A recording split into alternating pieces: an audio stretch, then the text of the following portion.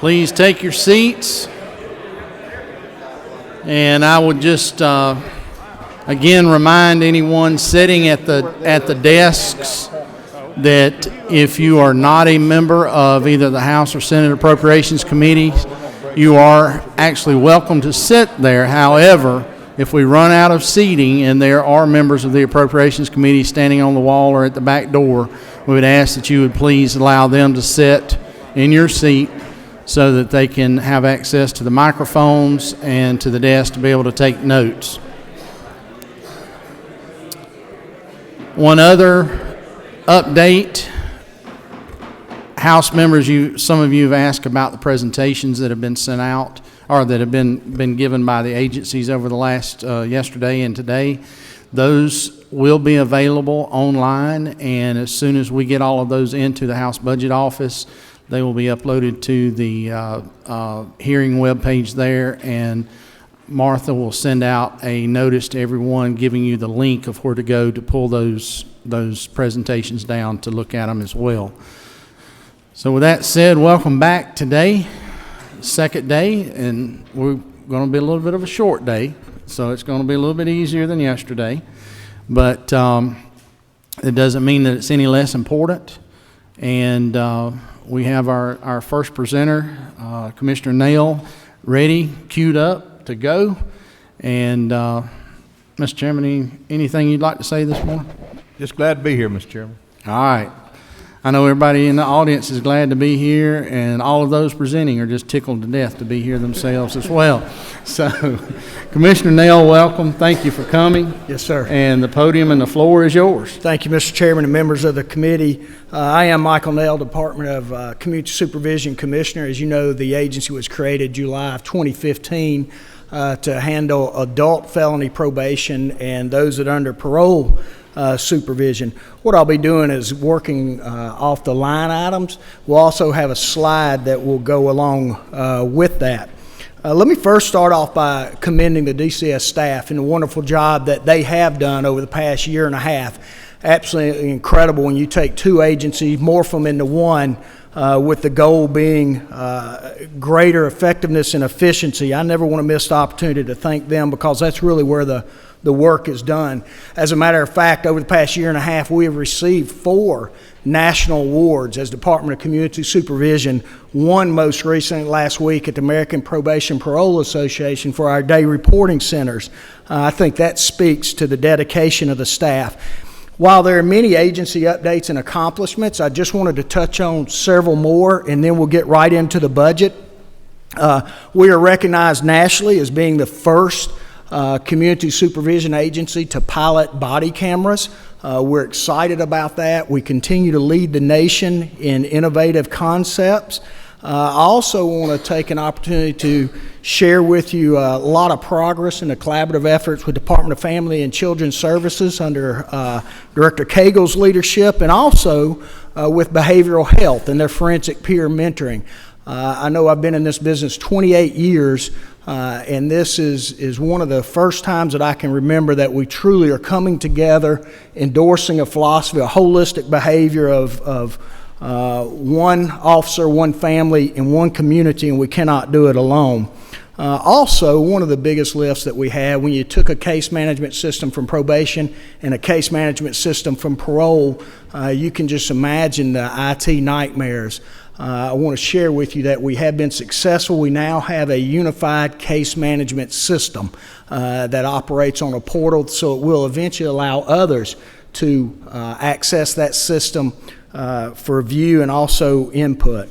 Those are just some of the many updates and accomplishments that are listed there. At this time, I'll move right into the budget, specifically item 1 and 2 under section 18.1, 2, and 3 for the amended fiscal year 17, and also items 3 and 4 under section 18.1, 2, and 3 for fiscal year 18. This is the 20% pay increase for law enforcement officers. We have just over 1,500 sworn staff in our agency.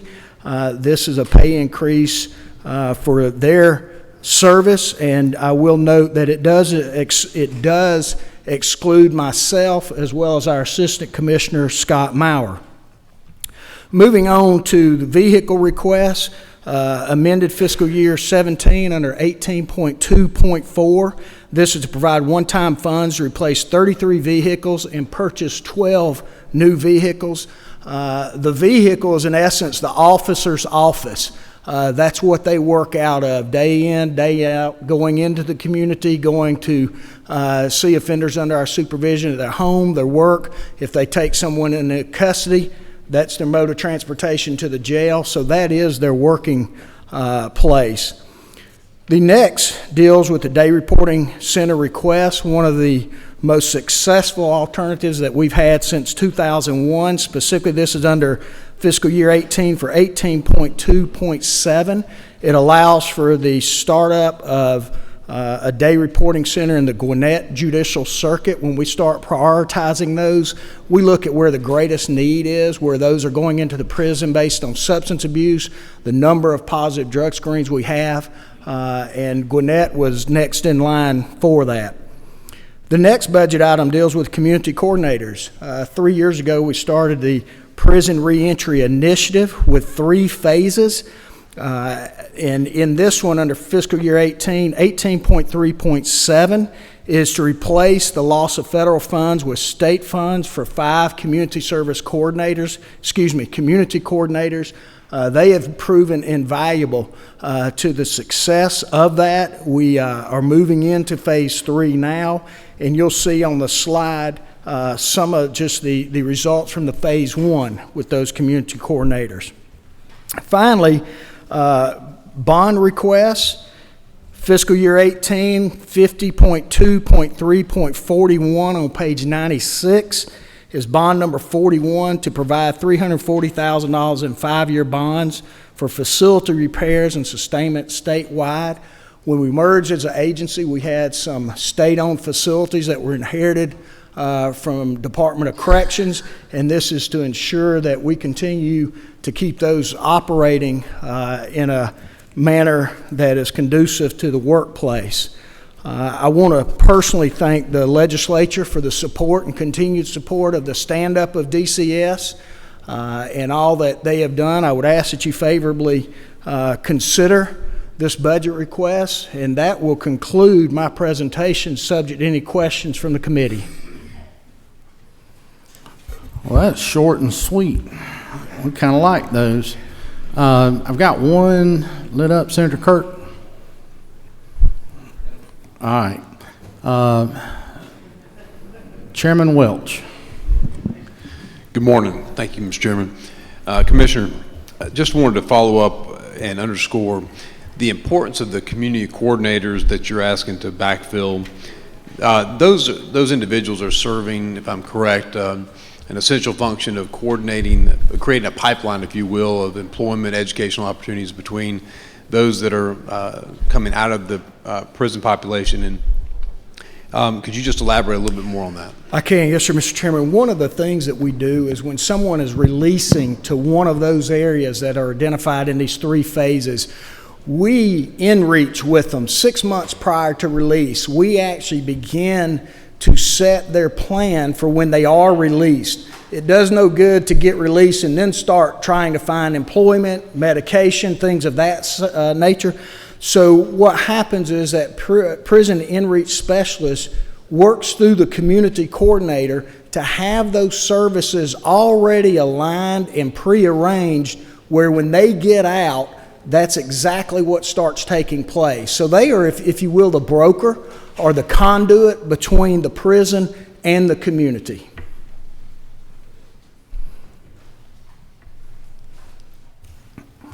Got one more question. Representative Gardner. Thank you very much, Mr. Chairman and Commissioner. I'm very interested in the Day Reporting Center. I believe there's one in my district, 30310, and I just want to say I think it's been very helpful for our community. So I think it's a good way of helping with the reentry. So I'm glad there's going to be another one in Gwinnett. Are there more around the state? There are. As a matter of fact, we have 15 day reporting centers, and we have 17 day reporting center lights. And the difference between the two, the day reporting centers have 100 participants. Day Reporting Center Lights have 50 participants. Here's the beauty of day reporting centers. It shows that they're 24% less likely to recidivate. The employment rate for those involved in the program is 11% greater.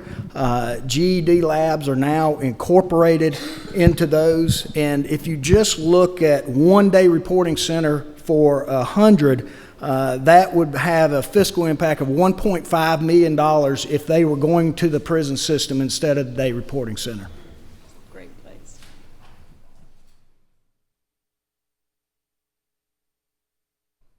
That looks like all the questions we have. Thank you, sir. Yes, sir. Thank you for the job y'all are doing. Thank you, Mr. Chairman. Hearing a lot members of of good the things committee. across the state about your work, and I think we're all very pleased with how the transition's been going. So, Thank you, sir. If you're happy, we're happy. all right, thank you. Next up, we have Commissioner Crittenden and Director Bobby Cagle to come talk a little bit about the Department of Human Services and DFCS and all the good things going on there.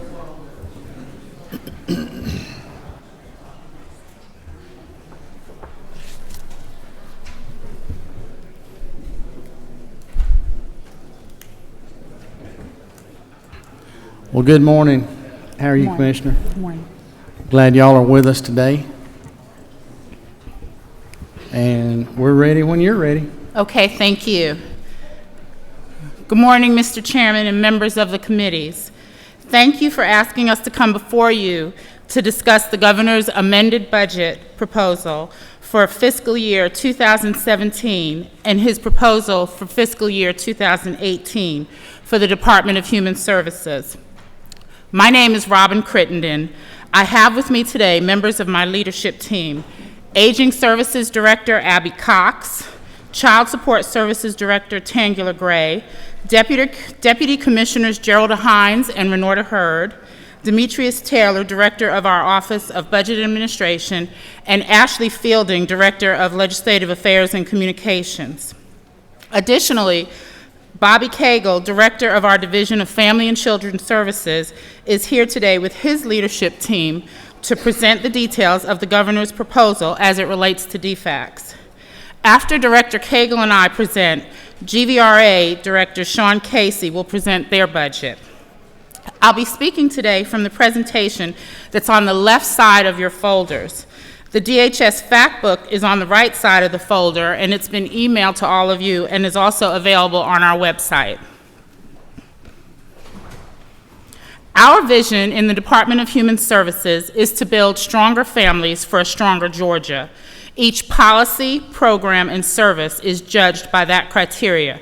Does this help us build stronger families and, as a result, a stronger Georgia?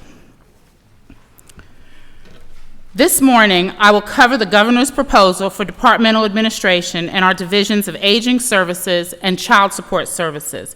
And as I mentioned, Director Cagle will cover the details of the DFCS proposal. Aging services serves older adults, adults with disabilities, and their caregivers. First, the division works to ensure these vulnerable populations are protected from abuse, neglect, and exploitation through adult protective services. Additionally, through our aging network, the division provides several support services that help adults maintain their independence and remain in the setting of their choosing. These services include home-delivered meals, legal assistance, and Medicare counseling. Child support services seeks to enhance the well-being of children through the administration of financial and medical support.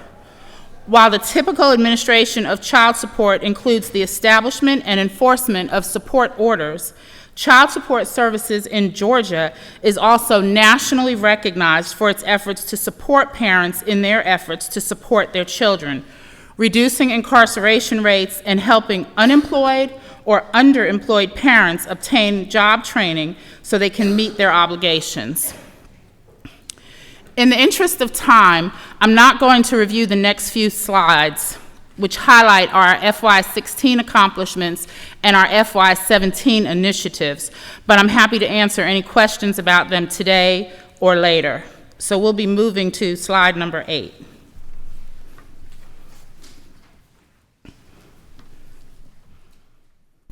To accomplish our goals and continue our initiatives, DHS has about $1.6 billion allocated to protect and serve Georgia's vulnerable populations. Accounting for DHS and its attached entities, the total FY17 budget allocation is $1.78 billion. These numbers comprise both federal and state funds. Now let's take a look at the governor's budget recommendations. Overall, Governor Deal is requesting an amended FY17 budget of about $684.2 million in state funds and about $732.3 million in state funds for FY18.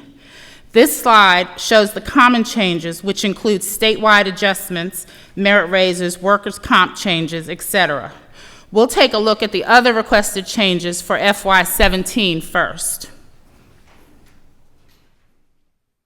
One of the allocations in the amended FY17 budget is additional funding for the state's new integrated eligibility system, also called Georgia Gateway. This is the largest IT project in Georgia's history, updating many antiquated systems supporting economic assistance programs that are administered across all state agencies, including the Department of Public Health, the Department of Community Health, and the Department of Early Care and Learning, and making the processes associated with these programs more efficient.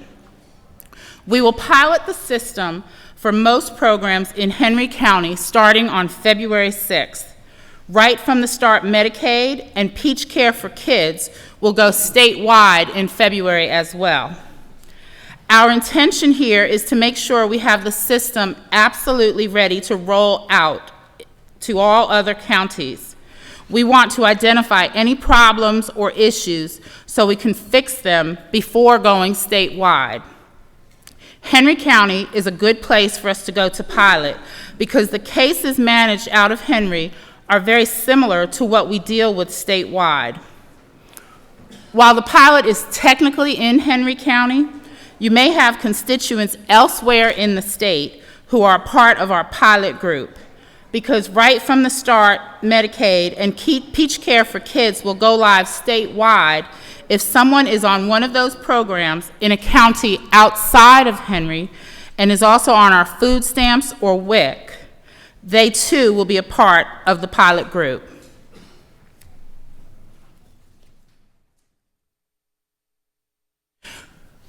So that we can ensure a successful implementation of the program throughout the year, the governor is recommending adding $13.5 million to departmental administration in the amended budget for FY17 and another $10.9 million in the FY18 budget. In order to support our ongoing efforts to prepare the state for the silver tsunami and to better serve the growing population of older Georgians, the governor is requesting that $185,842 be moved from departmental administration to the Elder Community Living Services budget for the Alzheimer's Diseases Supportive Services Program grant. This provides matching funds for a federal grant that allows us to further develop Georgia's dementia-related systems and services. This would be a one-time expenditure split between amended 2017 and FY18. And finally, the governor is requesting that $93,205 be moved from departmental administration to the Elder Abuse Investigations and Prevention Program budget to fund a full-time position in our Forensic Special Initiatives Unit. This position would increase our ability to build the network of law enforcement, financial institutions, and personal care homes that are integral to ensuring vulnerable adults are protected from abuse, neglect, and exploitation. Now I will turn to the governor's FY18 recommendations.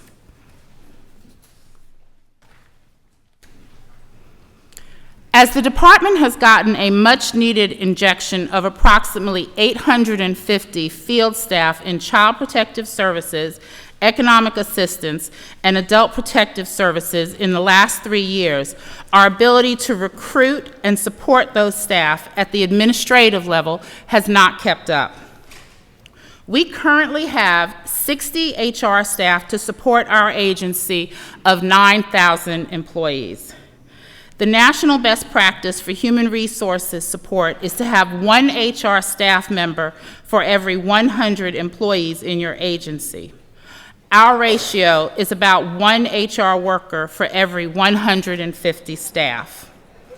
This is a much higher ratio than recognized best practices and other similarly sized state agencies.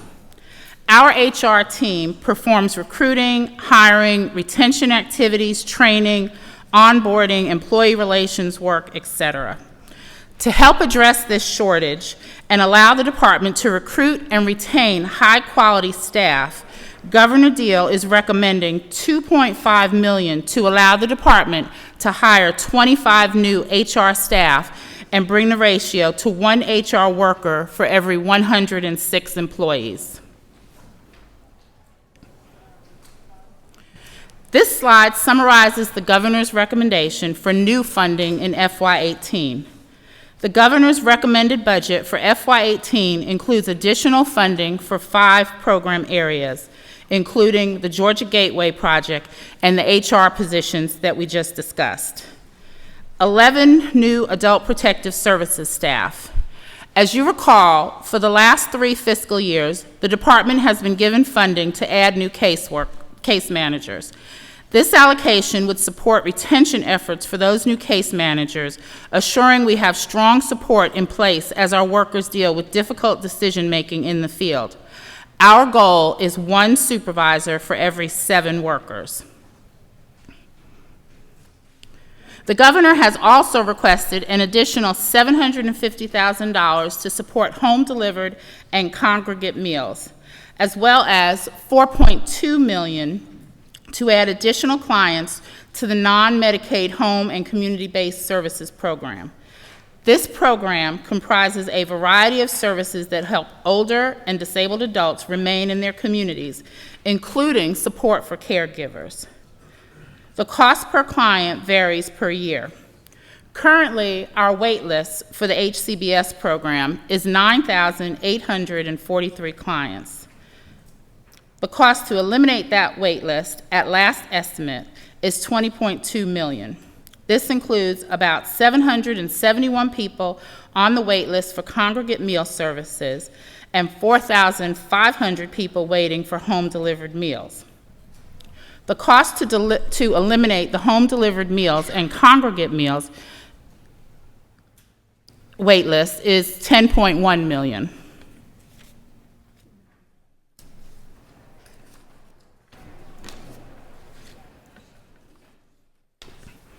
In addition to the new funding for FY18, the governor has recommended continuation of the Alzheimer's Disease Supportive Services Program grant and the position for the Forensic Special Initiatives Unit.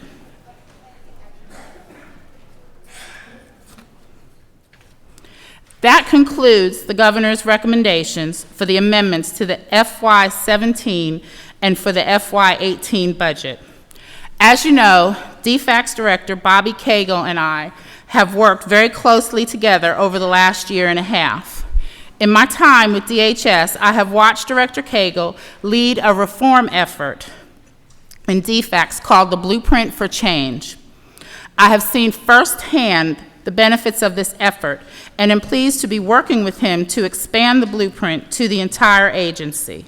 At this time, I'm going to ask that DFCS Director Bobby Cagle present the governor's recommendations for that division's amended budget and FY18 budget.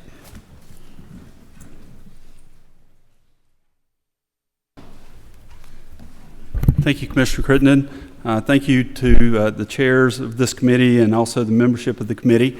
The Blueprint for Change that Commissioner Crittenden referenced is a simple 3-point plan that we've been adhering to for the last 2.5 years in trying to reform the agency. It contains 3 points. The first is robust workforce development. That includes both having enough staff, but also retaining the staff that we have.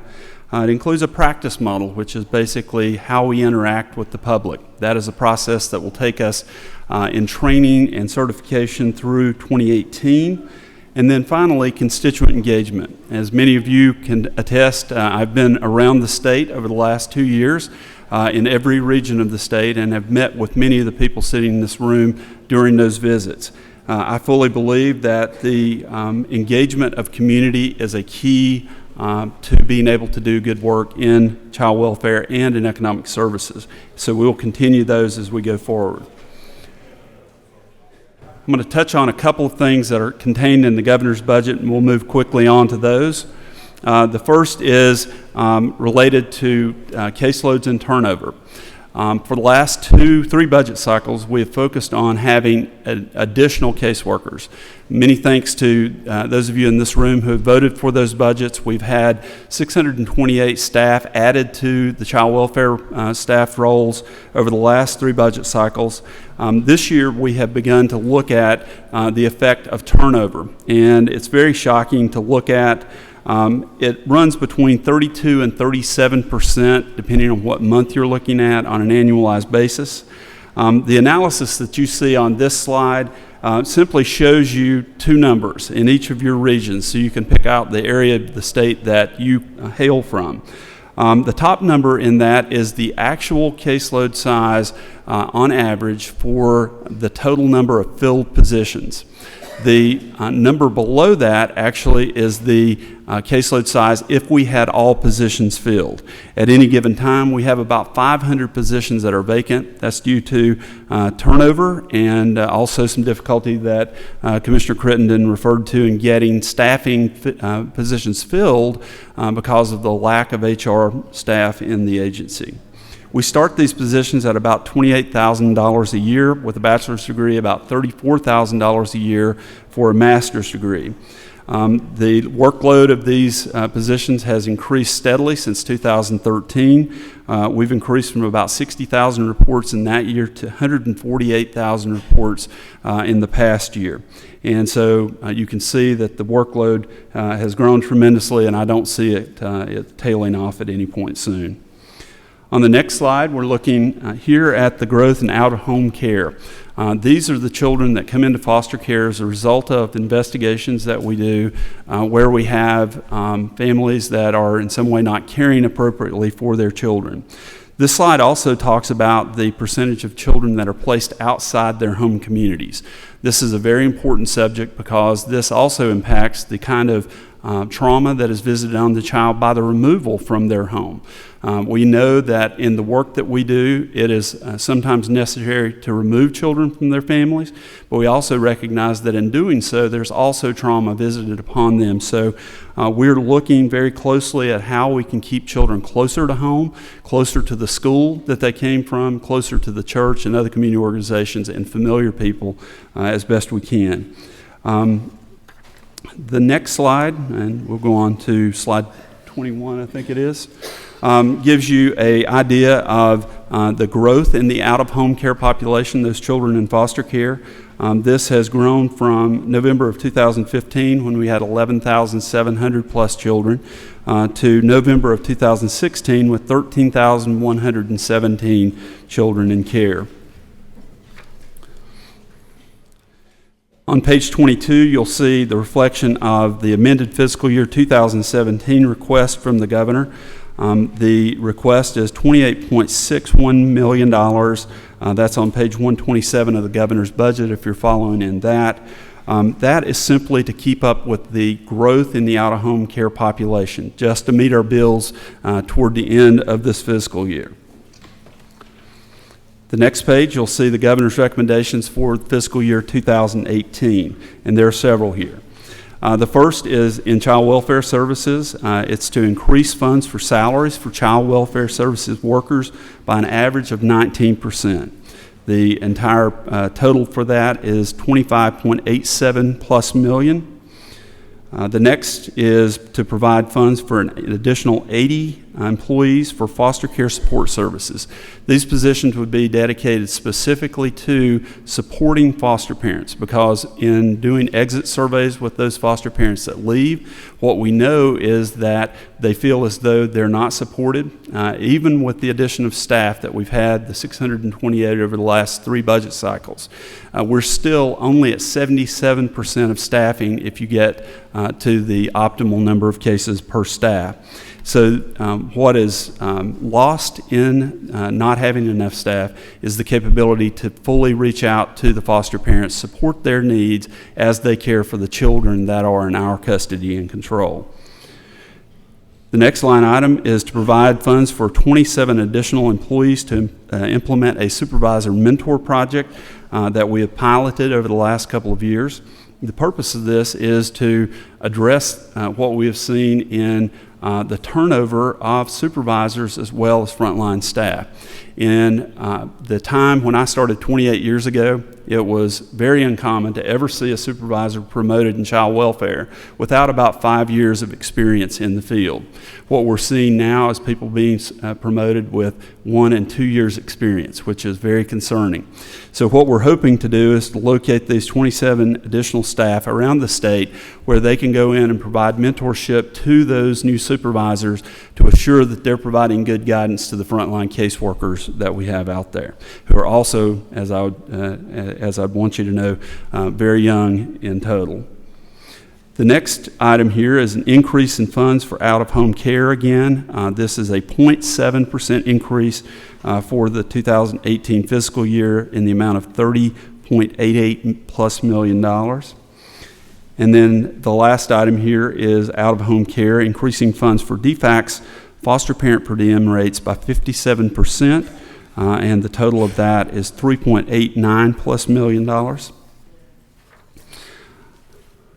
On this next slide, this is a reflection simply of a transition of eligibility services for child care that will be transitioned from DFCS, DHS, to the Department of Early Care and Learning. This is a continuation of a process that began when I was commissioner at the Department of Early Care and Learning, and will actually conclude that transfer. And we are available to answer any questions that you might have, Mr. Chairman. Well, Mr. Director, it appears you're going to have a few questions. I know that you didn't think you would, but, you know, everybody was paying attention and they're popping up. I mean, good lands of living. No, in all seriousness, we do have a few. And Representative Quick. Sorry, Mr. Chairman, we've got a microphone malfunction. Can you hear me okay, Director? Yes. Director, I was, first of all, I appreciate your presentation and what you've been doing with DFCS, but with regard to HB 887, which was Representative Illustration's bill carried by Senator Hunterman, prioritizing relative placement, relative preference for placement, I was wondering what you're doing to actually implement that in pending cases and new cases. Those criteria.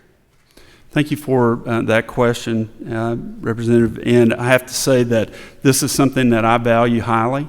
I truly believe that in the vast majority of cases, children are better off with relatives than they would be in any other foster home. It is less traumatic to them to be able to be placed with a relative when that's possible.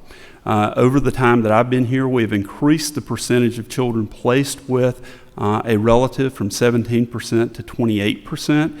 My goal for that is to have that at 50% by the end of 2018. So we are wholeheartedly in support of the initiative promoted by the legislature. We believe that the intent behind that is the correct intent, and we will continue to push forward. I would like to see the majority of children in the care of a relative, if at all possible. But are there criteria that are being, what criteria are you using to address existing cases that may not use the preference for relative placement? So there are a number of criteria that we use on this. First and foremost, is there an appropriate relative available? that is a primary consideration always. We want to make sure that the child's going to be safe and that the environment that they're going into is something that we would want for the child. The second is looking at the necessity of moving the child from their home community if in fact they're placed there. So we want to try to maintain the context where the child lives if they live in their home community. And if the relative lives in another community, it's a situation where we have to weigh the benefit of the child going to a relative against that of moving them from their home community. We also try to look at the age of the child and the length of time that they've been placed in their current placement. Because we know that oftentimes attachments are developed in the time that a child is placed with their foster parent.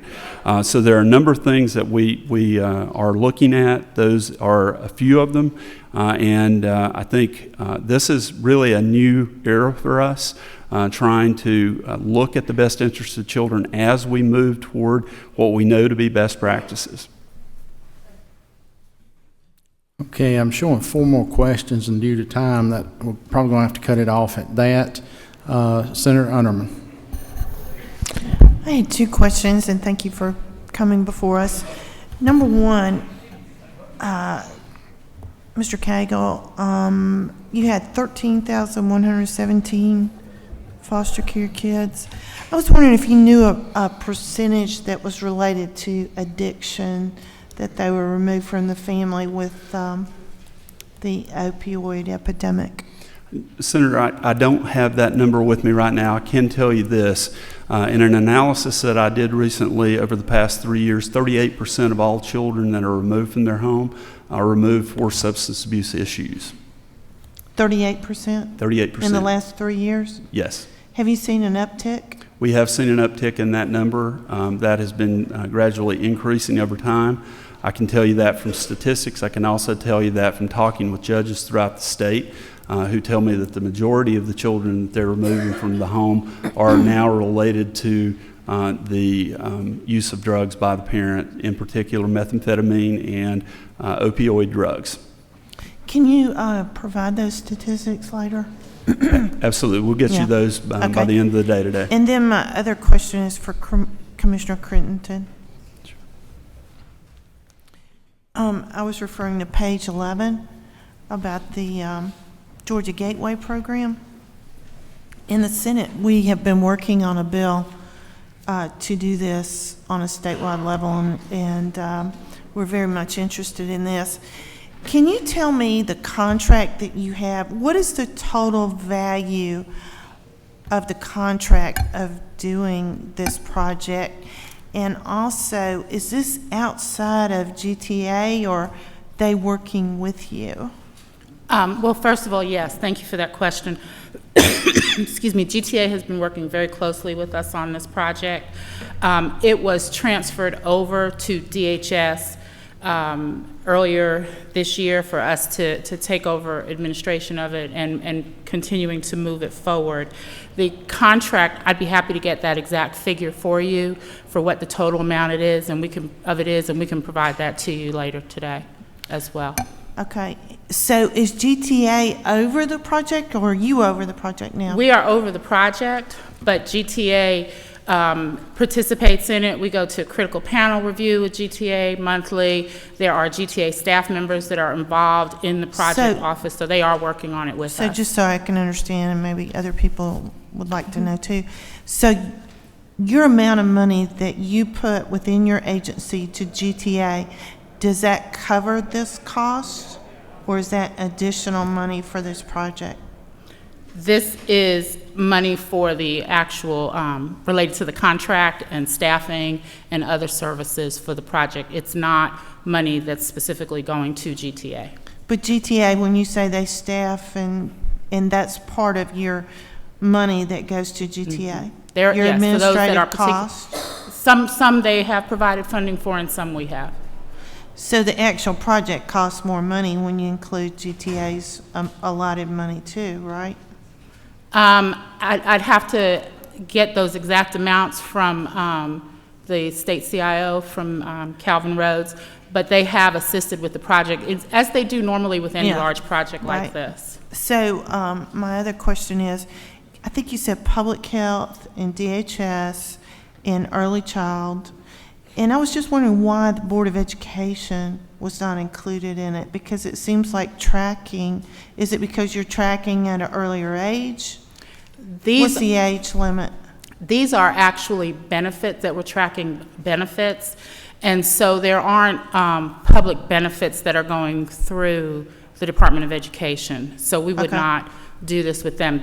These are actually benefit programs that are involved here. And just one last question, I'm sorry. Would this help in that particular case of the child that was in Rome, Georgia? And I think you've heard me talk about it, that was, the family moved down below Macon, and then I think it was a little girl was killed.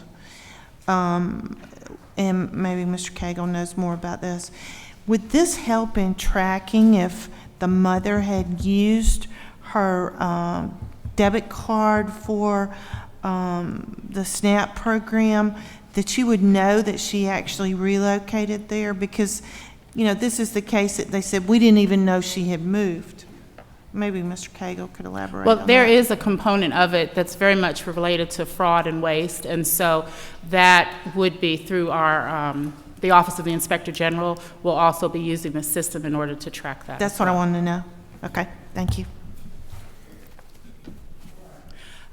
Mr. Chairman, if it's okay, I'd like to, Executive Director Sean Casey from GVRA wanted to come and discuss their budget as well. Okay. It'll need to be pretty brief, but we can do that. We do have 2 or 3 questions left in the queue, and of course we've got Commissioner McMurray up at 10:45. But Sean, Director, if you'd like to come real quick and say a few comments, and then we'll see if there's still some questions after that. Sorry about that. Mr. Chairman, committee members, I did have a very long presentation. I'm kidding. It was mentioned earlier, I will keep this short and sweet. I'll make it even shorter and hopefully sweeter. My name is Sean Casey. I'm the new Executive Director for the Georgia Vocational Rehabilitation Agency, GVRA. I have been on the job for about 2.5 months. And first thing I want to do is just acknowledge my coworkers. I have the privilege of working alongside 1,400 employees who are dedicated, focused, committed, and as I say at the office, they are all in. So I wanted to very quickly acknowledge them. Our mission at GVRA is very simple, and that is to give Georgians with disabilities the tools they need to achieve career success and living independence. I'd like to start off with our administrative allocation. If that slide pops up. I'll just keep moving, wait for that to pop up. In the governor's budget, we've been allocated $1.4 million to fund our administrative staff. This budget encompasses daily operations and shared services for support staff, which is largely housed across the street in Twin Towers. This staff works to ensure the field has the resources needed to serve the clients to the best of their abilities. The total funds for administrative functions are $12.4 million in next year's budget. Again, for respected time, I'll just keep moving. Next, I want to talk about VR, or vocational rehabilitation. VR encompasses services delivered at our 40 local offices throughout the state, along with 2 residential campuses, including Roosevelt Warm Springs in Meriwether County and Cave Springs Center in Floyd County. I'll take this opportunity to invite all of you to visit either location if you've not had the ability to. Both very beautiful campuses. But Roosevelt Warm Springs is much more than a rehabilitation facility. Its certification programs include nursing, forklift, 3D printing, which I have seen personally and is very cool, robotics, driver's education, among many others. I'd also like to take the moment to praise the most recent graduating class from Roosevelt Warm Springs of December 2016. Of those graduates, 51% were employed by the time they walked across that stage. 51%. I'm very proud of that. I'm very proud of them. Also, in addition, we've recently learned that Roosevelt Warm Springs have earned another 3 years accreditation from CARF International, C-A-R-F. CARF provides accreditation services worldwide at the request of providers. A certification from CARF basically means recognition among 54,000 programs worldwide designated as the best of the best in the country, in the world, in the health, human services, and rehabilitation industry. As I previously mentioned, VR includes services delivered at our 40 offices. In VR, the spectrum of services provided are assessments, provider referrals to assisted technology, and job placements. I'd like to highlight some news within the VR world. Under the Federal Workforce Innovation and Opportunity Act, we have extended transition services to youth as young as 14. We are now reaching into middle schools. We are able to help these students on a path to secondary education with clear goals in mind. I'm also proud to discuss the E3 project, which is grant funded and is one component of our transition efforts. It embraces technology, including a website and app, which quite frankly helps us connect to youth where they spend a lot of their time. I would exhibit A and B with my 2 children. 7 school districts now participate in the E3 program. The most recent to join was the Georgia Academy for the Blind in Macon last November. We've recently announced the creation of a position within GVRA leadership to help us refocus our efforts with specialty populations, including the blind, the deaf and blind, and other specialties. This position will be posted shortly.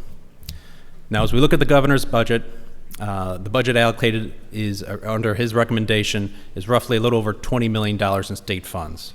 With the 4-to-1 match with the feds, it brings our total up to $102 million for vocational rehabilitation.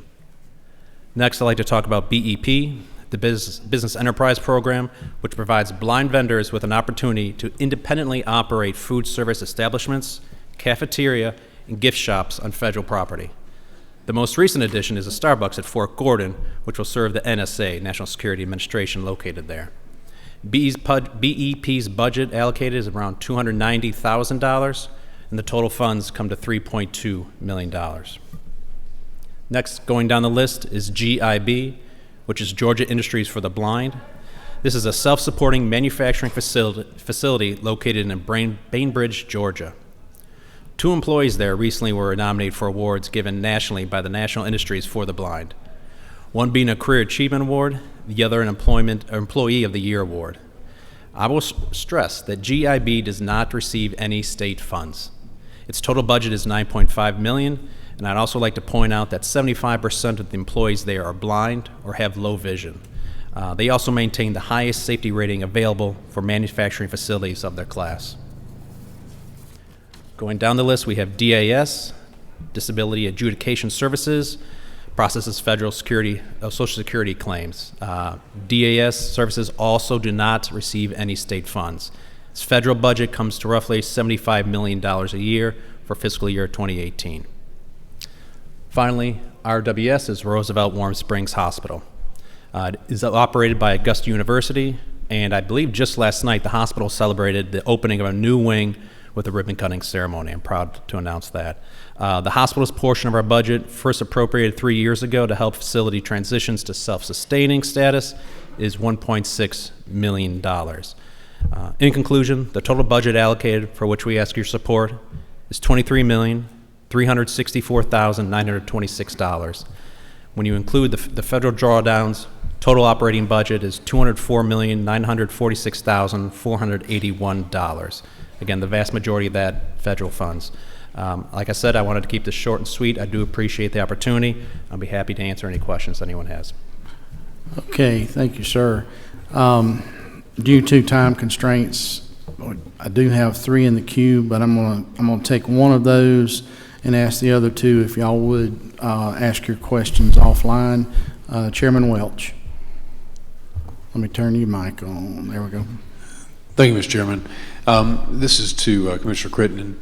Could you speak to the implementation of the one inspection project that's contemplated under House Bill 905 that was enacted last year, and also to the integration of the record keepings, digital record keepings amongst agencies that was also contemplated in that legislation?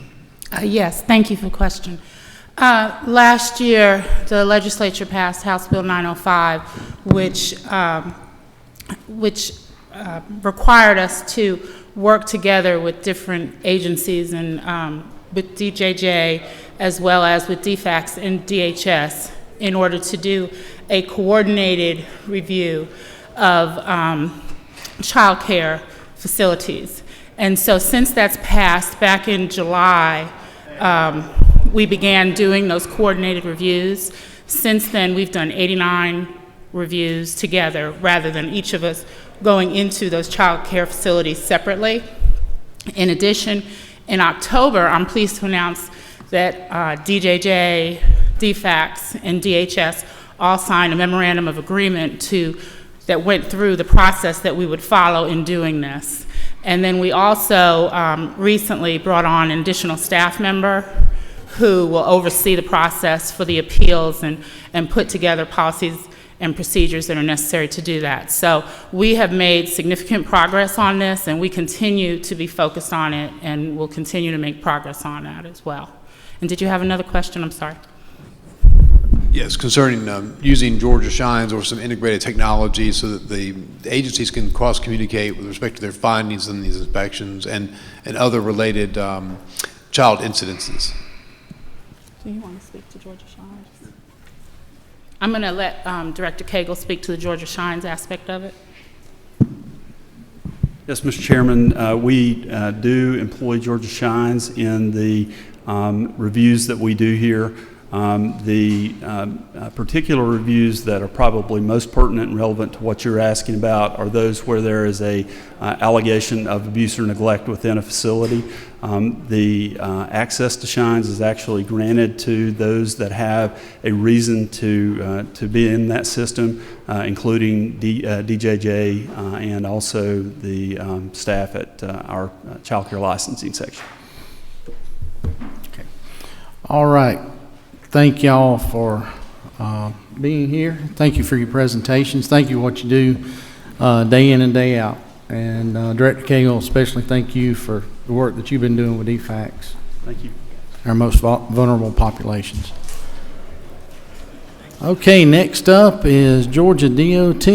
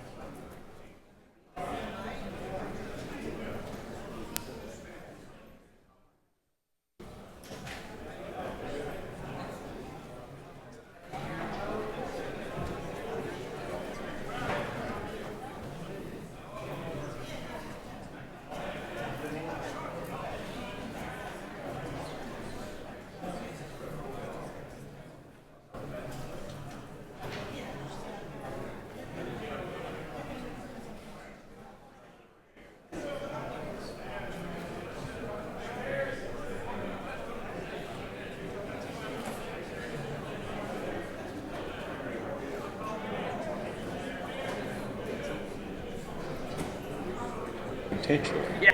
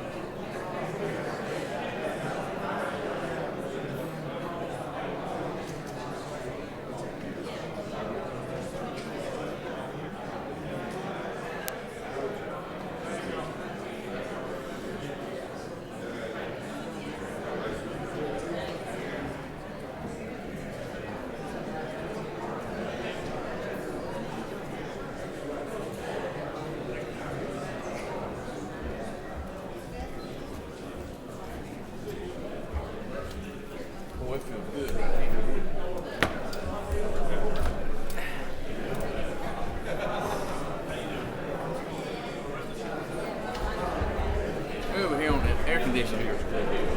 All right. I can't hear today, man. All right. Hey, man. How you doing? Chief, are you fine? You surviving? How you doing? Well, good morning, Commissioner and Mr. Planner. We are very much looking forward to your update this morning, and the doorkeepers are on watch for the planning director sitting behind you. If he makes any miscues or quick moves or anything, they will remove him from the premises. So just as long as he's aware of that, we're in good shape. But we're glad to have y'all with us, and certainly tickled to see the progress that's been being made across the state. The orange cones and orange barrels that we're seeing pop up everywhere. So, floor is yours, and thank you for being with us. Well, thank you, Chairman England. Thank you, Chairman Hill, and members of the Appropriations Committee, and all the members of the body here present with us today. It is a pleasure to be back and to present our amended 17 budget and our 2018 budget as well. I do have a posse with me today to help to keep the eye on that planning director, and we have our board members. We have our chairman, Robert Brown, from the 4th. We have our vice chair, Jamie Boswell, and we have Ann Purcell as our secretary, as well as Don Grantham in the back, Helen from Augusta area, and I believe Stacy Key will be present as well. So they're keeping an eye on me as well. Also have my executive staff here, our Deputy Commissioner Mike Dover, Meg Perkle, our Chief Engineer, Angela Whitworth, our Treasurer, and of course the Governor's appointee as Planning Director, Mr. Jay Roberts, that you have an eye on, so thank you for that.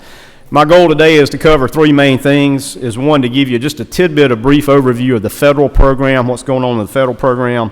Secondly, of course, is to go through the amended fiscal year 17 budget in some detail and talk about some of the great things going on there, using the amended budget as an example. And thirdly is to go over the 18 proposed budget.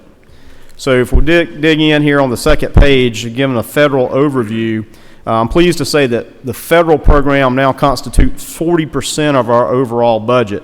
When you see federal funding on the second slide, it used to be about 55% of our budget. As a reminder, with the federal dollars, there's strings come attached. So we actually have 11 budget programs and 6 sub-programs with those federal funds, which have very specific uses of those fund sources. Now, also on the federal front, please understand that even though there's a federal transportation bill called the FAST Act, which has passed, we are operating on the second continuing resolution federally this year, which has a little bit of a limiting ability. We've been appropriated $672 million of obligation authority out of the $1.3 billion that we should have at our full ability. Now, we do feel like that Congress will act once the president is sworn in later this week, and sometime soon Congress will act to fill out the full appropriations for this federal fiscal year. I just tell you that because it does have an impact on the rate at which we can deploy projects out to bid. So that's had a little bit of impact on us, but we feel good about the future of that. Also on the federal front, just by way of knowledge, is Elaine Chao has been nominated as the Secretary of Transportation. She has a history working in D.C. Under George H. Bush, she was a Deputy Secretary of Transportation for a few years, and then under George W. Bush, she was the Labor Secretary for all 8 years of his term. So she is no stranger to Washington and no stranger to working at an administrative level. Now, the other thing that we hear on the federal front that is somewhat exciting is this notion of another $1 trillion that would be coming forward from the Trump administration's plans. As of now, nobody knows what those details are. And as this body understands, those details are often hard to come through. But what we have heard, I've heard and read, and even confirmed by Speaker Ryan, and then yesterday, Vice President-elect Pence reconfirmed that private investment and some kind of tax credits would be part of that plan. And I'm here to tell you today that I feel like Georgia is well positioned if that comes to fruition, because several of our major projects that we have proposed in our 10-year plan use some form of private finance. So I think we'll be well positioned.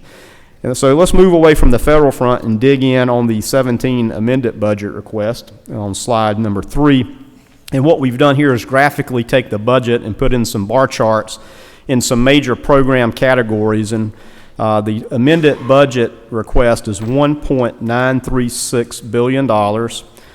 That's over the base of which was $1.827 billion. The green on top of the bar charts are where the additional amended dollars would be added.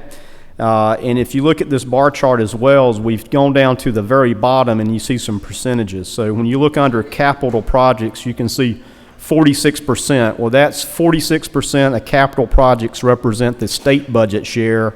On the right side of that, the 60% is how that aligns with the total budget. So capital projects constitute 46% of the state budget, 60% of the total budget. So if you look across those, you can just sort of see what percent share these programs have. So what I'd like to do now is take a deeper dive into each one of these budget categories and then which sort of correlate better with your budget request booklet. So in capital projects next, you'll see capital projects consist of $898.5 million, and they consist of really 3 programs. Those 3 programs are found on slide number 5, capital construction, capital maintenance, and local roads assistance. So for capital construction, we have an add in the amended budget year of $68.5 million, of which that will go toward contracts, increasing the amount of contracts that can be bid out, and as well as right-of-way or design work. We plan to deploy $7 million of that, though, to the districts to do more quick response projects. And if you remember, those quick response projects are the projects that are about $200,000 or less that do things such as build turn lanes, extend turn lanes, put some passing lanes or runaround lanes in. Very, very great use of dollars to get something done very quick, just to provide some relief in those spot areas. Under capital maintenance, the add is $17.8 million, and that will go toward exactly toward doing more capital maintenance projects, pavement restoration, bridge restoration, rehabilitation, and pavement resurfacing and the like. Under local roads, that is money that is basically sort of used, state dollars, to front the federal on transportation enhancement projects. So that's not just the local road projects. We do a whole lot more projects than $4.3 million for local governments, but this just is a program that helps advance the federal dollars to these transportation enhancement projects that are actually paid back with federal. So let's take a look at what these capital projects and the capital program really does. And on the next slide, is you can this gives you a little taste of the amount of barrels that are coming your way in orange cones out there. By perspective, this is showing you fiscal year 17 that we plan to bid about $1.46 billion of projects to be bid this year. Next year is about $1.4 billion, and those are actually bids, and you can see the number of projects, 423 projects this year, 306 next year. To give you a little perspective, prior to the Transportation Funding Act of 2015, we usually bid somewhere between $800 and $900 million a year. So you can see a substantial increase in getting these projects out there, which makes the improvement of our infrastructure. Next, in the capital construction budget, this is something we're very excited about as we talk about capital projects. Bridges, obviously, and bridge replacements fall into that category. This is on slide 7. This is a new program where we're looking to improve the local bridges. That's county roads and city street bridges. In fact, there's over 1,600 of those bridges across the state that are load restricted, meaning that a legal weighted vehicle cannot drive across them, that they're not strong enough to hold them up. So we've deployed a ability to what we call design build bundles, of where we're taking 3 or 4 bridges geographically located close together and bidding those in design build contracts. And the beautiful part of this is where we do work with our cities and counties. You're out in your districts to say, can we close the bridge? And we're asking the city councils, county commission, school boards, and fire EMS, saying, can we take this bridge out, close it for a short period of time, and replace your bridge? And if the answers are yes, then we are bidding these, and we're bidding these again in several 3 to 4 or 5 bridges geographically located so that local contractors have the opportunity to bid on these. Last year we did 25 bridges. This year we're moving forward with another 14 bridges, again scattered across the state, to really try to improve the situation of our deficient bridges, especially on local roads and city streets, not just state routes. This is all on local efforts. The next slide is moving into the next budget category, which is general operations. The budget there for amended fiscal 17 is $204.7 million. That includes a tiny increase. It's hard to see. That little green is $11.3 million. And general operation is broken down into really 5 budget programs. And if we'll flip over to the next slide. Here's the way the breakdown is. Construction admin, we're showing an increase of $4.5 million. And that increase, and I'll tell you about what construction admin is on the next slide, but that really is supporting the increase in the state-funded projects. Data collections is the office that does all the traffic data collection of traffic counts, doing our GIS work, produces county maps, state maps, and all the data necessary for reporting. We do a tremendous amount federal reporting that they're responsible for. No increase in that. Department admin is an increase of $1.85 million. Then planning is no increase there. Traffic management is an increase for amended fiscal year by $5 million. Now let's take a little deeper dive into each of these budget categories to talk about what they do. But before we do that, I just wanted to give you sort of the state of the DOT situation is with our head count. We're at 3,882 employees. This is the lowest the Department of Transportation has ever been. Some 700 positions less than 2011.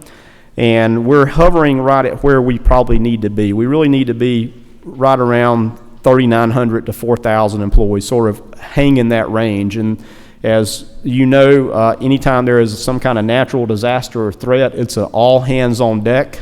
It's 70-something degrees today, but just a week ago we were worried about, being in the teens and having that foul 4-letter word that begins with S and ends with W in the forecast. So we have to be able to respond, and also as we had a hurricane last year, Matthew, being all hands on deck to be able to be responsive for there. So just wanted to give you a heads up. We've done a lot of things to basically right-size the department and the agency over the last several years to really deploy people strategically to make sure we have the right people in the right places and just the right number. But we're doing that to deliver almost an additional $1 billion. It takes more resources, obviously, to do that. The next slide on page 11, or slide 11, is what construction administration consists of. And that's everything it takes, basically, to get projects ready to bid, and then once they're bid, to administer the construction to make sure that they are constructed properly and adequately.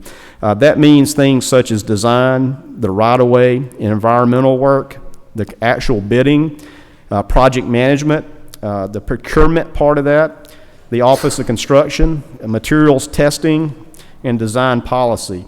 So out of all those, except for bidding, our construction office, and the procurement, we outsource most all of that work. And to give you an example, because of where we are with our staff, the right-of-way acquisition, we outsource 50% of that. The design effort, we outsource almost 80% of all our design. We outsource 80% of our environmental work. Our construction management and inspection, we outsource about 65% of that. Our material testing, actually making sure the materials are tested and adequate, we outsource 55% of that. And just recently, we've outsourced actual project management. So we have consultants that are managing our project because with this increased levels of investment, we have a whole lot more projects. So project managers got up to having 30 or 40 projects them each to try to manage, and that's just unattainable. So now we're outsourcing that. So the increase, again, in construction admin of $4.5 million helps to manage the increased levels of investment in the projects. Now, again, turns into more work. The one office I said we didn't outsource was our procurement office. And this bar chart over on, I believe, slide 12, shows you the increase of what the output is that the procurement office is doing. And I'd like to highlight fiscal year 16. You can see the red line on this slide of Transportation Funding Act of 2015. In 2016, we did 561 contracts over, which is more than the 399 the preceding year, at $286 million.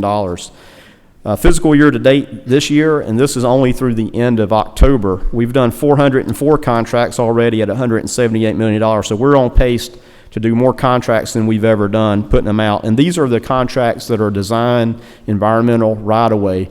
That's just showing you that there's a bigger pipeline feeding projects to get them out to the public. The next slide is a deeper dive in the department admin. And I'm very excited to talk about this because admin's usually not too exciting because that's HR, legal, budget, accounting, financial management, IT, and the EEO office. And on this slide, what I wanted to highlight was the work that's going on in the EEO office. In fact, our emphasis and investment because of HB 170 was our focus on small business, veteran-owned business, and DBEs especially in providing those opportunities now that we have state funds in a state-funded program. And we've actually, this little picture is hard to see, is over in Decatur, we have a state-supported services office, what I call a business incubator, that small business, veterans-owned, and DBEs can come, and we provide resources to help them engage so they can do business in the transportation sector and help them in many, many ways. In fact, I know that we're approaching about 50 new small business DBE contractors that's never entered into the transportation sector, and we are signing up more and more of those to do business every day. So very exciting there. Moving into the next budget category was the general operations, and again, planning falls under that. And since we have been warned and the guards are standing by in case the director, Jay Roberts of the planning division, makes any sudden moves, I did want to talk about some of the moves he will be making this year. Those moves include going out and developing the next 4 years of what we call the STIP, State Transportation Improvement Program. So he and his planning staff, and as well as our districts, will be going out throughout the state this spring and meeting with county and city officials out in your districts to talk about the projects that are important to them, to understand what's going on, to build our 4-year financially constrained plan. Also, the planning division's budget was not changed, but their $1.76 million state dollars leverages about $22 million in federal that are used for planning purposes.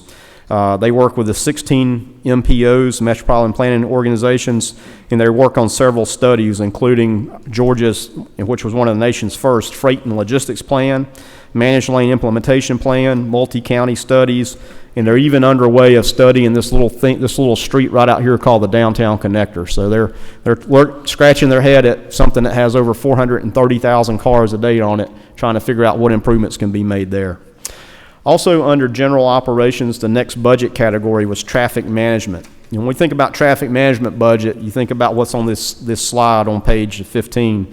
Our hero operations, where we patrol over 300 miles and 30 routes with about 100 heroes.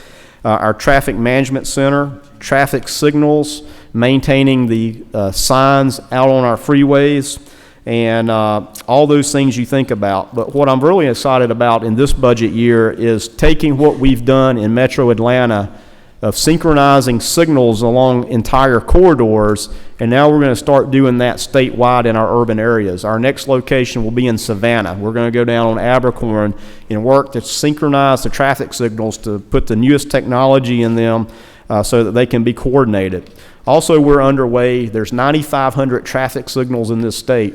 We're going through now on every signal, each city and county, to put the newest software and computer systems in them, if you will, so that they can be monitored remotely and make any adjustments going forward. Again, trying to make more efficient use of our existing assets. Moving to slide 16, which is moving into the new budget category, the Local Maintenance Improvement Grant Program is now at $173.9 million. And as you recall, this is the program where every city and county submits a list of grant projects.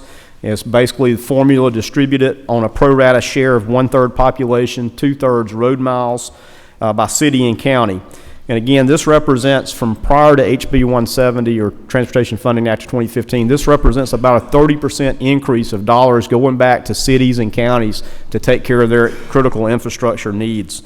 Now, what we're suggesting with the amended budget, which is an add of $8.3 million, is to do the same thing we did last year of doing a call to the cities and counties for safety projects and let them compete in a data-driven process, so where there's high frequency of crashes or accidents, we can do things by funding things such as replacing signs, stripes, reflectors, guardrails, and those kind of things.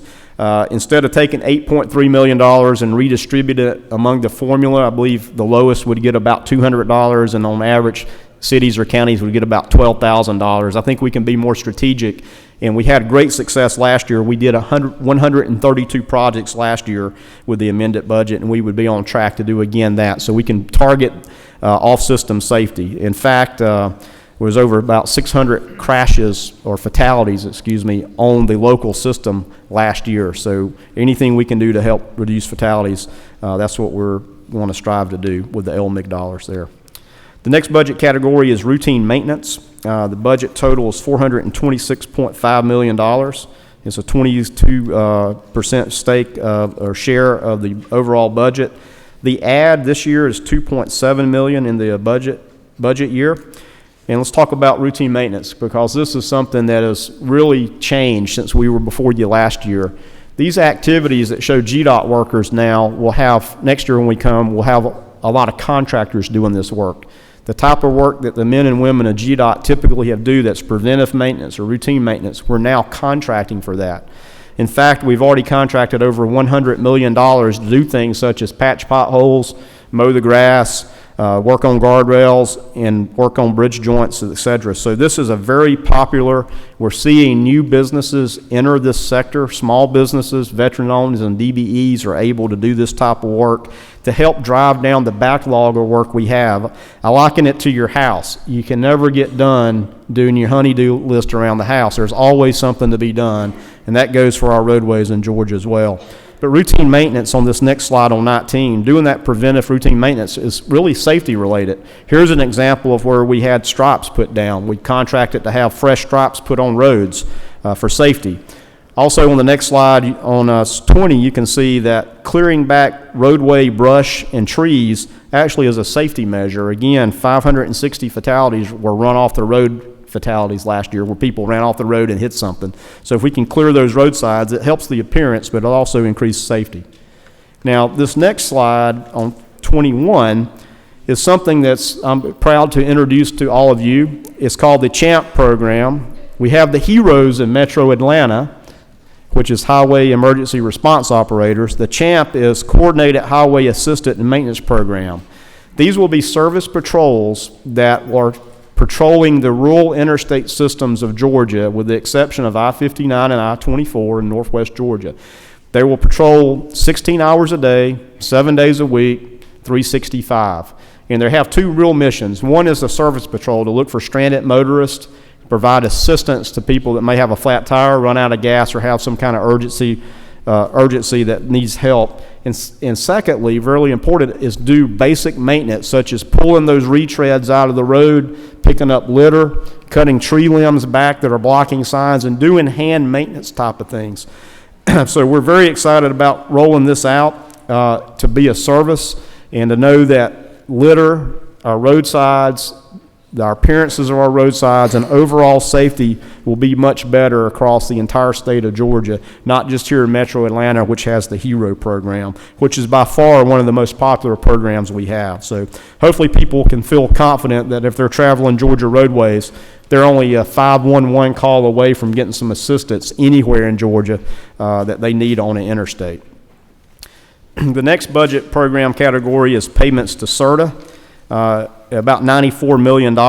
And on slide 23, just by way of a reminder how Georgia DOT sort of interacts with CERTA. Obviously, we provide and work with them on CERTA operations for express lanes. Very excited that just next week we'll be opening the express lanes on I-75 south of town here. But obviously, we partner with CERTA, and they are our contracting agencies on these P3 type projects, and like the 285 and 400 project, the I-75 Northwest Corridor project. So we work with them. Obviously, debt service is one of those. The federal Garvey debt payments go to them, as well as guaranteed revenue bond debt service is paid to them. And obviously, the Georgia Transportation Infrastructure Bank is how we interact with CERTA. Of course, Chris Tomlinson, I believe, has provided his CERTA budget to the subcommittees as well. And in this case, really, this budget year is really a fund source swap from state motor fuel to state general fund dollars of $21 million, and then about a $10 million difference or $10 million add that's going toward the GTIB program. So that's the interaction with CERTA at that level. Now moving forward into, again, the next budget program for amended 17 is our intermodal program, a very popular program of budget request of $17.9 million, a change of $940 million. That change really comes from two things. One is moving $1.8 million, $940. Got excited there. I'm not used to, I didn't have a comma in there.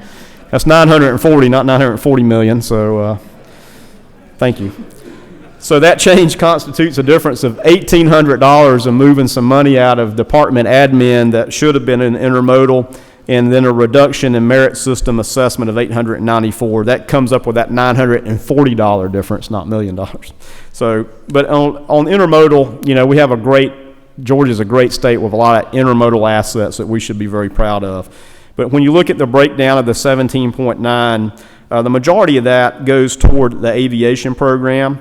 It's around $13 million that goes there, but the overall $17.9 million of intermodal leverages about $67 million of federal. So most of the time these intermodal budgets are leveraging federal dollars, being whatever sector it is. But we always have no shortage of requests. In fact, in 16 we had a $268 million request for airport aid. And this year we had a $251 million of airport aid, of which we've been able to fulfill about 40% of those. But also in intermodal, of course, is ports, and our interactions with Georgia Ports Authority have a lot of work going on there. A lot of that is in the acquisition of property for mitigation and for the features that are needed with the Savannah Harbor expansion project that we work closely with the Ports Authority on. We have a rail program as well. The state part of that's about $486,000 to do rail studies, to work with our short line railroads. And then finally, another part of is the transit component. About $3.2 million of state general funds leverage about $31 million of federal dollars, as we have 125 of our 159 counties that have some form of transit provider in it. So our agency works very closely with cities and counties, predominantly counties, in providing assistance and being able to access federal dollars which are available for transit throughout this state. Now, that's a lot said about amendment 17. What I'd like to do is present 18, just working from this bar chart and not going quite as much detail. So the FY18 budget proposal is for $1.99 billion. That's was based on $1.827 billion. And this starts on page 317 of the governor's recommendation to follow along. So let's start with the capital projects. Again, capital projects consist of capital construction, capital maintenance, and local roads. $937.2 million is the capital program. In capital construction, we show adding $85.7 million, which go to capital projects. So we will deliver an additional $85 million, be it design, right-of-way, or construction, with this amended dollars. The other part of that is $7 million. Again, we'll continue to add $7 million back to the base to do more of those quick response projects out in your districts, to build turn lanes, etc. Capital maintenance, we're adding in $39 million as well to that. In local roads, there's no base adjustment in local roads as well. In general operations, this is in construction admin. We're adding $4.5 million again to support the increased investment on the state side on capital construction and capital maintenance. Part of this is $1.3 million is the adjustment for merit base pay based on the governor's recommendation. Also in departmental admin is a $2.35 million increase. 680 of that goes toward merit-based pay. It's a tongue twister. And part of these dollars will be used to upgrade our IT infrastructure equipment, working with a training consultant to focus on safety, to do more safety training of our internal people, because we've had numerous employees be hit and injured on the job, and we have to curb that trend. The next budget category is data collection, $13,978 for merit-based pay adjustments. Planning gets a $17,000 adjustment for merit-based pay. In traffic management, again, the same thing we're deployed in Savannah, and I talked to you about traffic signals. We're adding $5 million there to continue the upkeep and maintenance of traffic signals across this state. LMIG also sees an increase of $13.5 million, which brings the total to $179 million for the cities and counties, and we would deploy that through that formula distribution as normal. So cities and counties will just apply for those projects. Routine maintenance, we see an additional $24.9 million added to there. The bulk of those dollars will go to fund the renewal of our statewide mowing contracts that we've outsourced all the mowing now, which is about $14 million a year, and also to renew our comprehensive maintenance contract along I-95, where private contractors do all the maintenance on I-95. That's estimated to be $10 million or more. Finally, in the payments to CERTA, we replaced $36.5 million of motor fuel back with general funds, and an additional $10 million of fees go into that as well for CERTA that can be used for GTIB and CERTA operations. Also, on that bar chart, you'll see a little bit of a red at the bottom of that, and that is a $22.7 million reduction due to general obligation debt savings that was due to refinancing of the variable rate bonds. So always nice when a refinance can happen and reduce the overall debt assessment up to the state. Moving to the next slide, which is slide 26, the FY18 intermodal budget is increasing from $124,000 to $18.043 million. Most of that is merit-based pay, and then there's a small adjustment due to reduction in agency premiums from DOAS insurance, and a few merit-based pay adjustments, of which, again, gives us a total budget request of $18.04 million. The next slide is a big thank you. I don't know how many big thank yous you get, but we certainly like to give Appropriations Committee a big thank you for seeing last year to approve the bonds, the $100 million for bridge infrastructure, and I'll talk about that next, but also two bonds that really help the Georgia Southwestern Railroad, as well as the Heart of Georgia and the Chattanooga and Chickamauga Railway, to take care of that existing rail infrastructure that is state-owned infrastructure that provides a lot of industry and resource ability along those short lines. Next slide is 28, and this is where I'm seeking your favorable consideration again for another $100 million in bonds for bridge replacement across the state. We talked about the local bridges earlier, about the design build bundles working on the local system, but these $100 million of bonds are specifically for state-funded bridges. We have about 6,600 bridges that are GDOT owned. 80 of those are posted, and 11% of them are functionally obsolete, means that they don't meet the standards of the day. The average age of bridges in Georgia is 43 years old, and most bridges were designed to have a 50-year lifespan, so that sort of tells you where we need. In fact, when you look over 20 years, we know we need to replace about 1,600 bridges over the next 20 years to keep them on a routine cycle and keep them strong. The $100 million in bonds, let me tell you what that does. That usually advances about 25 to 27 bridges. So it just doesn't go as far as you think, but that is a major step forward. As we replace those bridges, though, it frees up the capital dollars to put back into design, to right-of-way acquisition, feeding the pipeline, if you will, getting those bridge projects ready so that they can be built and opened. And just to give you the example of the magnitude of the $100 million, in fiscal year 16, that gave us the ability to advance 164 phases of project development. That's design and right-of-way, environmental, and utilities. And this year, we project that will be $147 million. So we may replace 25 bridges, actually put the bond dollars to replace 25 bridges, but that frees up the ability to get 147 bridges underway, if you will, getting them in the pipeline so that they can be replaced. So we thank you for your favorable consideration of that. And finally, this is a conditioning slide. I want everybody to look at this slide and get used to it. You're going to see a lot of that, that orange everywhere you look. And if you need to visualize somebody's face on those barrels, if you're stuck in traffic, I recommend Jay Roberts' face. If you want to point that frustration somewhere, Jay, there you go. I usually say me, but I think it's more appropriate that Director of Planning could be in your thoughts and concerns if you're somewhat impeded by traffic. But if you are impeded, please pardon our progress, because Georgia has a great story to tell. We're moving forward on transportation infrastructure like probably only a few other states in this nation has the ability to do, and that's all thanks to this legislative body, this legislature, for making those hard decisions a few years ago. Mr. Chairman Hill, Chairman England, that concludes my report. I'd be glad to entertain any questions. Well, thank you, Commissioner. I did hear the planning director back there behind you doing his normal grunting, but no real audible communication skills. Do y'all have an interpreter there for him at the department so you kind of interpret what the grunts mean? We hadn't determined if it's a turkey call or a deer antler yet. I got you. Okay. All right, we do have a few questions, and we'll start off with Representative Hawkins.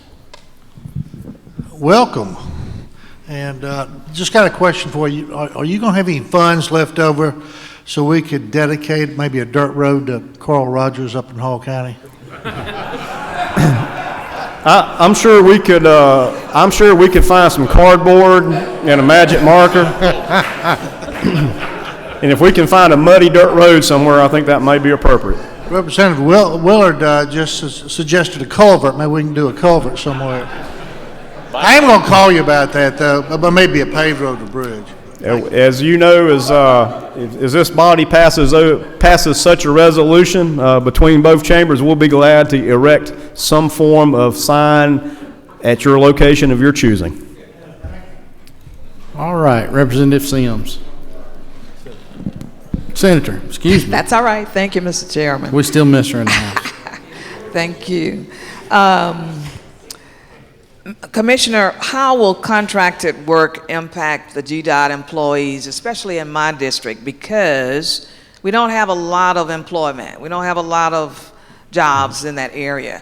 And the question that they also told me to ask you guys is, when do they get a raise? And especially those that keep our highways clean and cleared and beautiful. Thank you.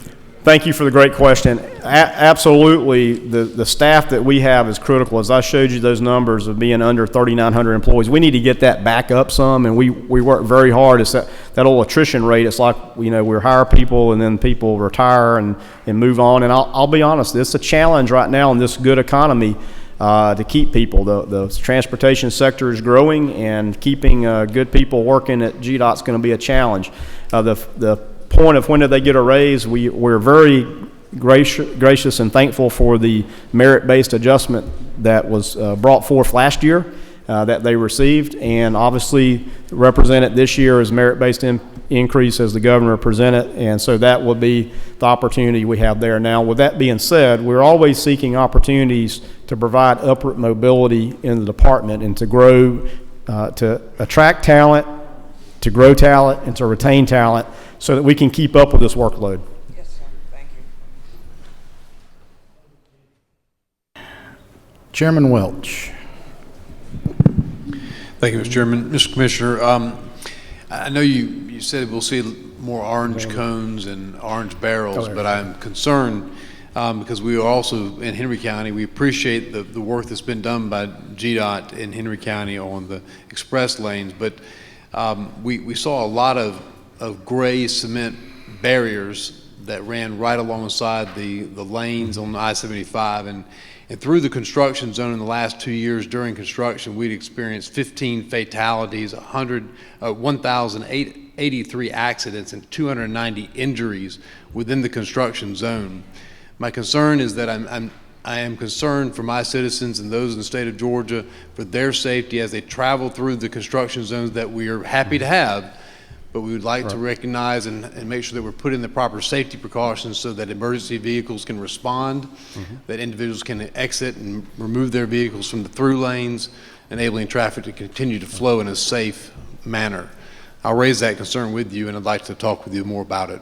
Absolutely, and certainly agree. I think what what you've experienced and you see those numbers, that is a trend that we've seen not only in Georgia but nationally on the whole, not only in construction but just on the whole, the increase in fatalities. It's a real concern, and what we're seeing now is about 60% of fatalities in Georgia are single vehicle fatalities, meaning that there's some form of distraction. Can't say that it's texting and driving or whatever, but there's something that's causing people all by themselves to crash. That it gets even more exacerbated when you're in a construction zone, when you have a lot of things that are changing and going on, and we certainly share your same concern and look forward to having more discussion with you. Okay, the last question we have from down around the coast is Representative Al Williams. Use the one beside you. There you go. Thank you, Mr. Chairman. Before I ask my question, and I hope you keep your emergency response people on call, because if it gets any cold in here, we're going to need them in here. Feels good. Feels good to the chairman. Well, I don't think we'll need them again. But I wanted to say, Commissioner, thank you and the board for the CHAMP program, because I've had people ask me down in the rural, when they see the HERO program up here, we like to think that once you cross the net line that you hadn't forgotten us, and I think this is certainly a great program for those of us that have interstates running through our districts. And also thank you and your board for your work on the veteran small business and the DBE program that is having an effect, and we hope that we'll continue to do the same. Thank you. Thank you very much. We'll be glad to come and apply brine and salt all in here if you just say the word. You keep the brine up here. Okay. Okay, one last question, Chairman Reinders. Thank you, Mr. Chairman. Just real quick, and I appreciate the locals are all talking about the 30% increase in LMIG.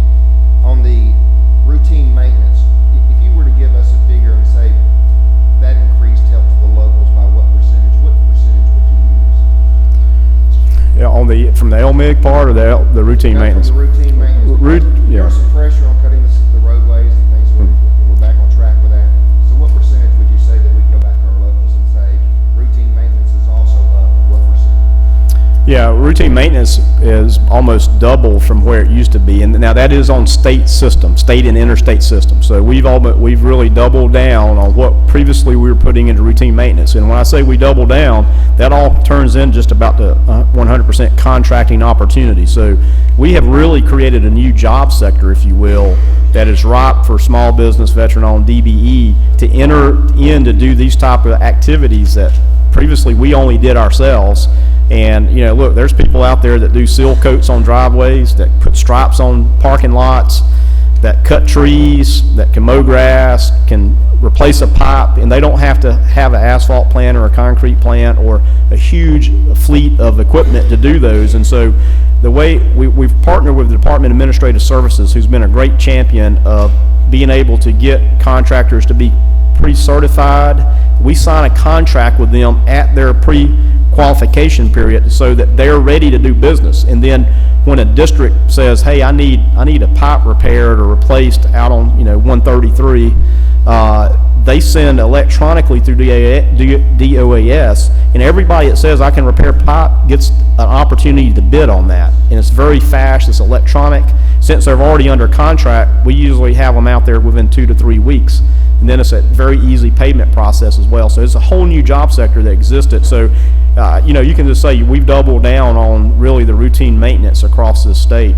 Now, we do see in the future that we pull that back a little bit. It's sort of like, anytime you have to maintain things, once you get it in a state of good repair, it doesn't take quite as much to maintain it. So we'll taper that back in a few, probably the next couple budget years. Okay.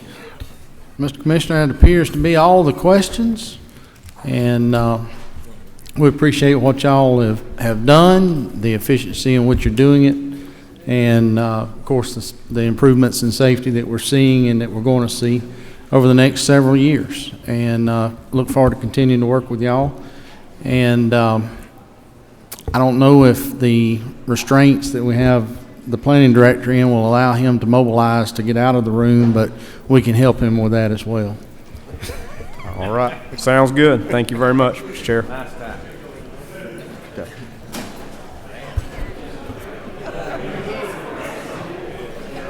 Okay, we have one last presentation, so please stay tuned. OPB Director Teresa McCartney is coming forward.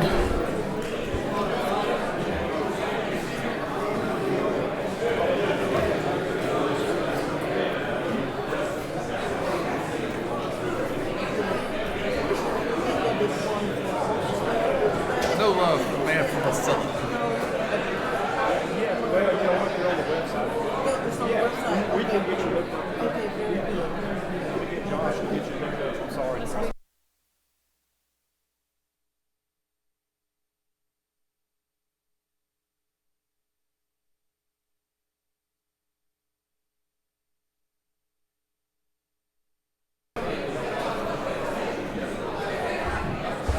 Okay, everybody, please take your seats. This will wrap up our presentations.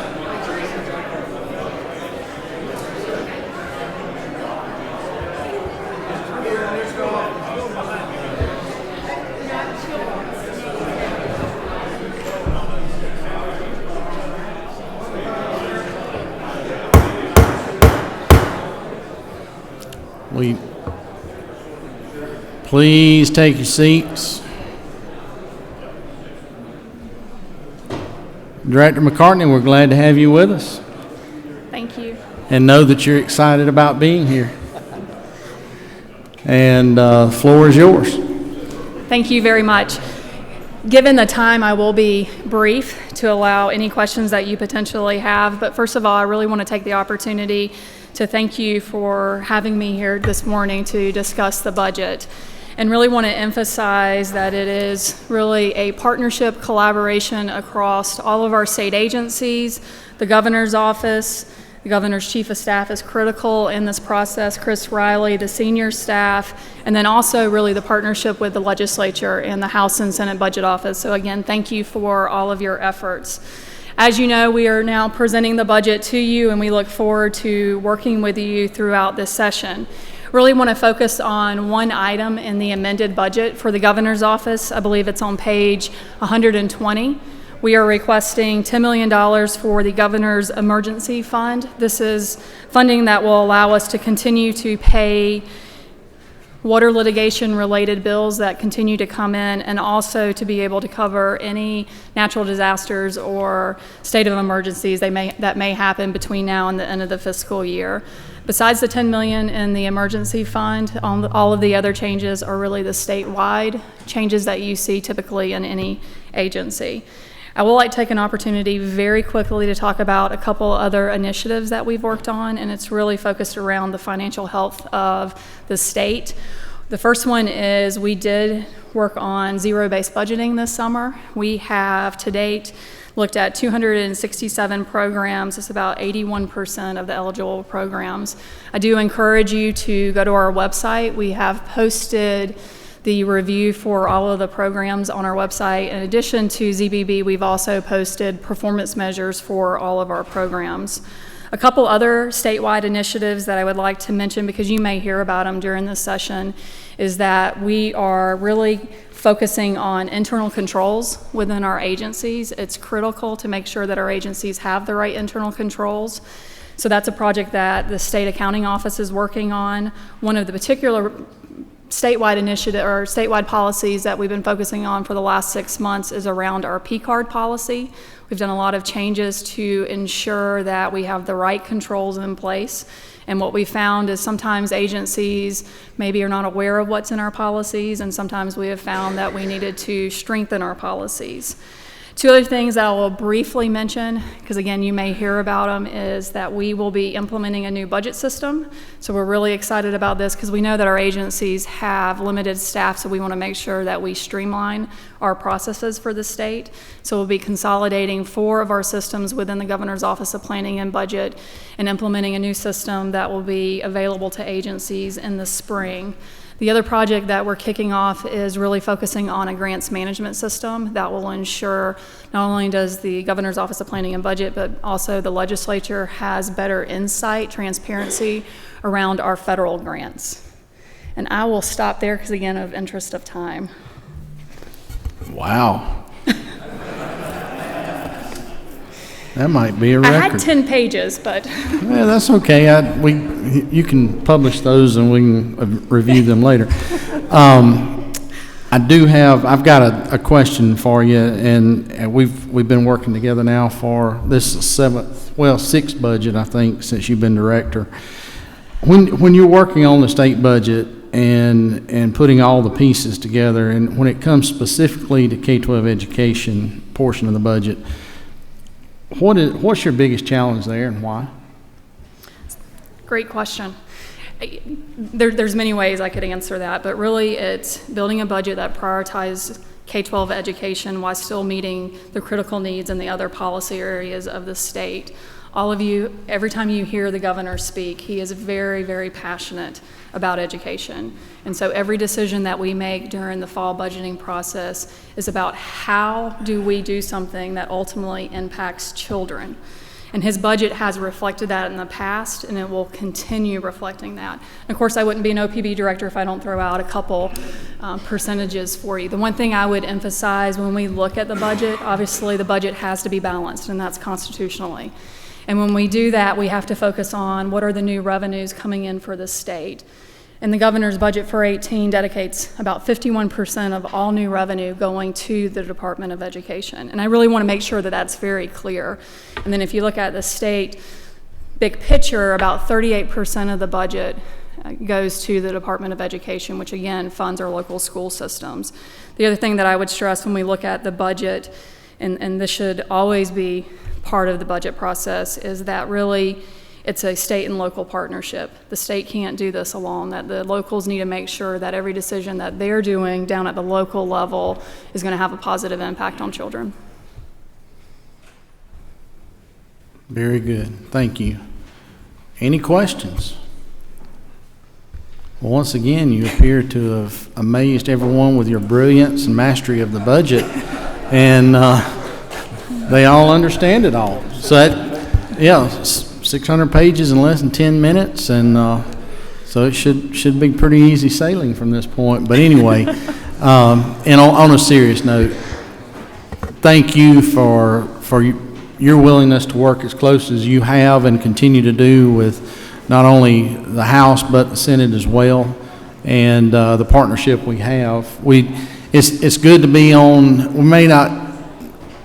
The dogs pulling the sled may not always be going in the same direction, but we're all pulling the same sled, and we all realize that at the end of the day that we have obligations and that we have priorities that we have set as a state, and it's always good to work with y'all in the governor's office in accomplishing those goals. And I just want to tell you thank you and how much I appreciate how willing you've always been to work with things that we identify as the House or priorities, and likewise with the Senate as well. So with that concludes my comments. Senator Hill, do you have anything you'd like to say? I couldn't say it any better than you did. We enjoy working with y'all. Thank you, Teresa. Thank you. With that said, thank you everyone for your attention the last couple of days. And now it comes down to the nitty-gritty work of completing the amended budget in the House and sending it on to our friends in the Senate. And of course, that process begins in earnest as we adjourn here today. Thank you.